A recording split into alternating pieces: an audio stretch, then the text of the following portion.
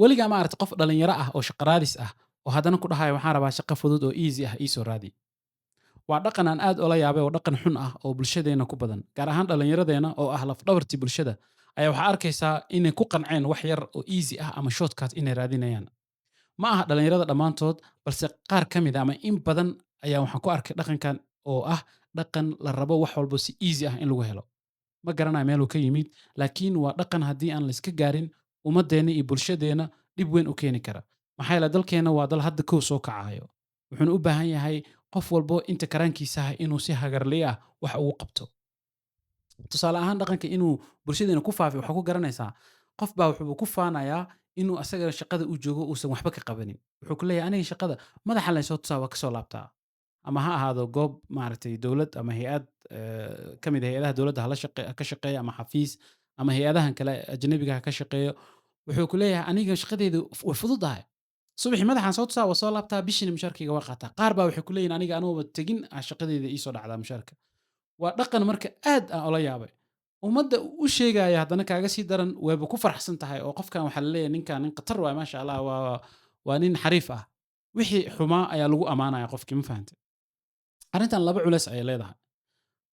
Midda koowaad waxaa weeyaan qofkii isagaa isqiyaanaya oo qof dhalinyaro ah raba hadda inuu mustaqbalka heer maaragtay dhisto, mustaqbal wanaagsan heer ka gaaro oo nolosha inuu shaqaysto, career-kiisa iyo takhasuskiisa meel ka keeno, meel ka gaaro. Inuu hadda ku qanco wax fudud waa wax nafsadiisa maaragtay uu khiyaanayo oo nafsadiisa hadhow dhib u keeni karto. Midda labaad bulshadii uu u shaqaynayay ayuu maaragtay godob ka galaya, uu khiyaanayaa oo hadhow qof walba hadduu saas sameeyo ummaddii wax u qabanaya ma lahan.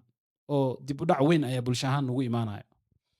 Saas darteed marka waxaan kala talinayaa dhalinyarada inaysan ku qancin shaqooyinkan fudud. Waa dareemi karaa bini'aadan aan leeyahay qof walba wax easy iska rabaa. Laakiin haddii aad tahay qof dhalinyaro ah oo hadda soo kacayo, runtii waxaa kugula talin lahaa inaa xitaa mushaar aada fiirinin oo aad fiirisid waxa adiga aad ka faa'iidaysid meeshan. Xirfadaha kaaga soo kordhayo, adkaysiga kaaga soo kordhayo, dadka aad la mucaamaloonaysid, waxyaabo badan oo aan xataa jaamacad laga helin oo laga dhiganin ama lacag lagu beddelan karin ayaad ka helaysaa. Hadda ka hor waxaa dhacday, aniga kula hadlaayo, nin Japanese ayaa madax ii ahaa oo manager ka ahaa hay'ad aan la shaqayn jiray. Toos ayaan isaga ugu report garan jiray.